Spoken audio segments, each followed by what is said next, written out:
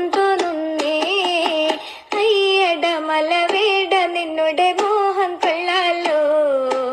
എന്നെ കെട്ടുവാൻ നിൻ മനസ്സിൽ പൂതിയുണ്ടോടാ.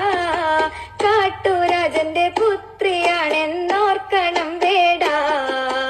കാട്ടിലെ മലവേട നിന്നുടെ പത്നിയാവാനോ. കാട്ടുരാജന്റെ പുത്രിയാണേലും കാട്ടു പെണ്ണല്ലേ. കൂട്ടിരിക്കുവാൻ തോഴിയായി നീ കൂടെ